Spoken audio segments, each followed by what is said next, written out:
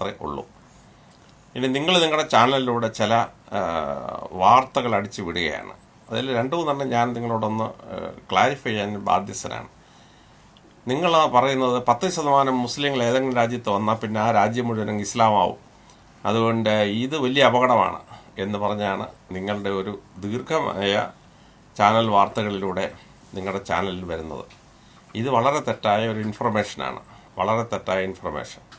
കാര്യം എന്താണെന്ന് വെച്ചാൽ, ലോകത്തിലെ 2-3% ചെന്ന ക്രിസ്ത്യാനി ആ രാജ്യങ്ങൾ മുഴുവൻ ക്രിസ്തുമതത്തിലേക്ക് മാറ്റിയത് എങ്ങനെയെന്ന് നിങ്ങൾ ചരിത്രത്തിൽ മനസ്സിലാക്കിയിട്ടുള്ളൊരു സംഭവമല്ലേ. യൂറോപ്പിൽ ക്രിസ്ത്യാനി പോയി 1% പോലും ഉണ്ടായിരുന്നില്ല. അവിടുത്തെ പ്രധാന മതം മിത്രായിസമായിരുന്നു. അവരുടെ മുഴുവൻ ക്ഷേത്രങ്ങളും അടിച്ച് തകർത്ത് അവരുടെ പൂജാരിമാരെ മുഴുവൻ ഡ്രൂയിഡ്സ് എന്ന് പറഞ്ഞ് കൊന്നൊടുക്കി, സൂര്യമതക്കാരെ മുഴുവൻ കൊന്നൊടുക്കി, സൂര്യഭഗവാന്റെ ജന്മദിനമായ ദിനത്തെ ക്രിസ്മസ് ആക്കി മാറ്റി, അവരുടെ പ്രധാനപ്പെട്ട ദേവത ഇയോസ്റ്റർ അതിനെ പിടിച്ച് ഇയോസ്റ്റർ ഉത്സവം പിടിച്ച് ഈസ്റ്റർ ആക്കി മാറ്റി. ഇങ്ങനെ യൂറോപ്പ് മുഴുവൻ അവിടുത്തെ തദ്ദേശവാസികളെ കൊന്നൊടുക്കി ഇസ്ലാം മതം പ്രചരിപ്പിച്ചാണ്.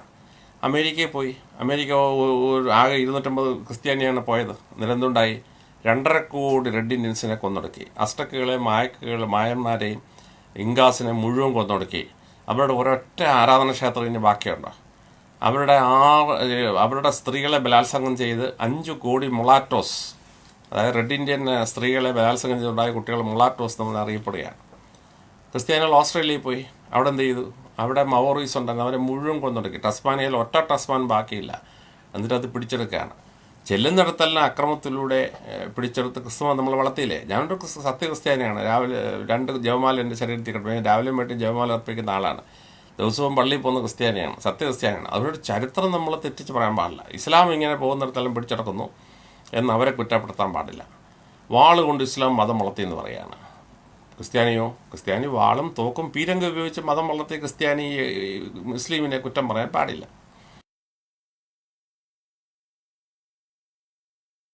നിങ്ങളുടെ ചാനലിൽ എന്നെ കുറ്റം പറഞ്ഞുകൊണ്ടിറക്കിയ ആ സീരിയലിന് തൊട്ട് താഴെ വേറൊരു വാർത്ത കൊടുത്തിരിക്കുകയാണ്. അതെനിക്ക് വായിച്ചപ്പോൾ വല്ലാത്ത അത്ഭുതം തോന്നി. നിങ്ങൾ പറയുന്ന ആ വാർത്ത എന്താണെന്ന് വെച്ചാൽ, മുസ്ലിങ്ങൾ ക്രിസ്ത്യാനികളുടെ 4 രാജ്യങ്ങൾ ആക്രമിച്ചു. സിറിയ, ലെബനോൻ, പാലസ്റ്റീൻ, അങ്ങനെ കുറേ രാജ്യം ആക്രമിച്ച് അങ്ങനെയാണ് ഇസ്ലാം അവിടെ വന്നതെന്നാണ്. ഇത് കോളേജിൽ പഠിക്കുന്ന ഏത് കുട്ടിക്കും ഇൻ്റർനെറ്റിൽ തപ്പി അപ്പോഴേ കിട്ടുന്ന വിവരമല്ലേ. റോമ സാമ്രാജ്യം 40% പോലും ക്രിസ്ത്യാനി ആയിരുന്നില്ല കോൺസ്റ്റന്റൈൻ ചക്രവർത്തി ക്രിസ്തുമതം സ്വീകരിച്ചപ്പോൾ. തിയോഡോഷ്യസ് ചക്രവർത്തി AD 381 ക്രിസ്തുമതം റോമിൻ്റെ ഔദ്യോഗിക മതമാക്കി മാറ്റി. അപ്പോഴും ക്രിസ്തുമതത്തിന് റോമാ സാമ്രാജ്യത്തിൽ ഭൂരിപക്ഷമില്ല.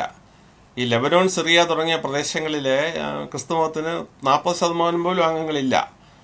ആ സമയത്താണ് ഇസ്ലാം ഉണ്ടാകുന്നത്.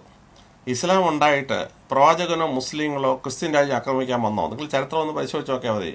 പ്രവാചകൻ ആരെങ്കിലും ആക്രമിക്കാൻ പോയോ? മക്കയിൽ നിന്ന് ആളുകൾ ഇങ്ങോട്ട് വന്നാണ് ബദർ യുദ്ധം ഉണ്ടായത്. മക്കയിൽ നിന്ന് ആളുകൾ ഇങ്ങോട്ട് വന്നിട്ടാണ് ഉഹൂദ് യുദ്ധം ഉണ്ടായത്. മക്കയിൽ നിന്ന് ആളുകൾ ഇങ്ങോട്ട് വന്നിട്ടാണ് കണ്ടക്ക് യുദ്ധം ഉണ്ടായത്.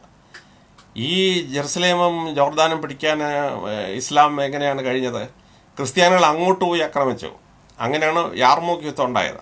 അതിനുശേഷം ബൈസാനിയൻ എംപയറും പേർഷ്യൻ എംപയറോട് ചേർന്നിട്ട് കദീസിയയിൽ മുസ്ലിങ്ങളെ കൊല്ലാൻ വന്നു. അപ്പോൾ മുസ്ലിങ്ങൾ തിരിച്ചടിച്ചു. അവരുടെ ഭാഗ്യത്തിന് അവരെ ക്രിസ്ത്യൻ സൈന്യത്തെക്കാൾ വളരെ എണ്ണക്കുറവുള്ളവർ ക്രിസ്ത്യാനിയെ തോപ്പിച്ചവർ യാർമൂക്കും കദീസിയയും ജയിച്ചപ്പോഴല്ലേ അവർക്ക് ജോർദാനും ജെറുസലേം ഉൾപ്പെടെ ഇസ്രായേൽ ഉൾപ്പെടെ ഭൂപ്രദേശം കിട്ടിയത്.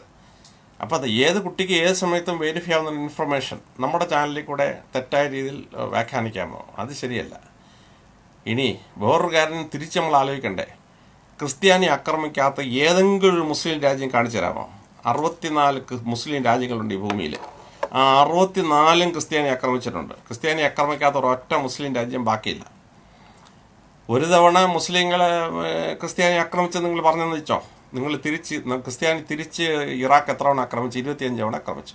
കുരിശ് യുദ്ധത്തിൽ 12 തവണ ജെറുസലേമും ചുറ്റുമുള്ള പ്രദേശവും ആക്രമിച്ചു. അപ്പോൾ അവർ ഇങ്ങോട്ട് ഒരു തവണ ഒന്നെന്ന് പറഞ്ഞിട്ട് നമ്മൾ അങ്ങോട്ട് 25 തവണ പോയ ചരിത്രമല്ലേ ചരിത്രത്തിൽ കിടക്കുന്നത്. എന്നിട്ട് ഈജിപ്തും ഈ പറയുന്ന സിറിയയും പാലസ്റ്റീനും ഉൾപ്പെടെയുള്ള മുഴുവൻ സ്ഥലം, ലിബിയ, അൾജീരിയ തൊട്ടങ്ങേ അറ്റം വരെ, സ്പെയിനും പോർച്ചുഗലും തൊട്ട് മേലറ്റം വരെ, പിന്നെ തെക്കോട്ടുള്ള രാജ്യം എടുത്തു കഴിഞ്ഞാൽ ഇസ്ലാം പ്രചരിച്ചു വന്ന പാകിസ്ഥാൻ, ഇന്ത്യ, ബംഗ്ലാദേശ്, മലേഷ്യ ഉൾപ്പെടെയുള്ള മുഴുവൻ പ്രദേശവും. ഡച്ചുകാർ എന്ന് ലോകത്തിലെ ഏറ്റവും വലിയ ഇസ്ലാമിക രാജ്യം ഇന്തോനേഷ്യ പിടിച്ചു. ഡച്ച് ഈസ്റ്റ് ഇൻഡീസിനെ അതിനെ വിളിച്ചിരുന്നത്. ബ്രൂണൈ ക്രിസ്ത്യാനി പിടിച്ചടക്കി. എന്നിട്ട് മധ്യേഷ്യയിലുണ്ടായിരുന്ന മുസ്ലിം രാജ്യങ്ങളായിരുന്നു കസാക്കിസ്ഥാൻ, കിർഗിസ്ഥാൻ, ഉസ്ബെക്കിസ്ഥാൻ, താജിക്കിസ്ഥാൻ, ടർക്കമെനിസ്ഥാൻ.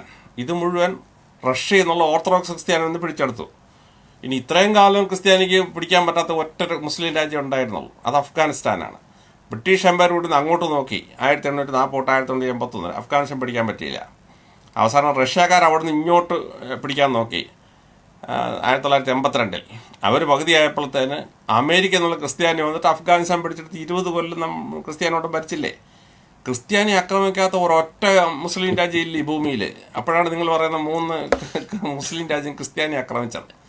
അപ്പോൾ ഇങ്ങനെയുള്ള അവാസ്തവമായ കാര്യങ്ങൾ ഒരു ചാനൽ ബ്രോഡ്കാസ്റ്റ് ചെയ്യരുത്. കാരണം ഏത് കോളേജ് വിദ്യാർത്ഥിക്കും ഏത് സമയത്തും നെറ്റിലടിച്ച് നോക്കി ഇതെല്ലാം കിട്ടുകയല്ലേ. അപ്പോൾ ഇത് അവാസ്തവമായ ഒരു പ്രചരണം അങ്ങനെ നടത്തരുത്.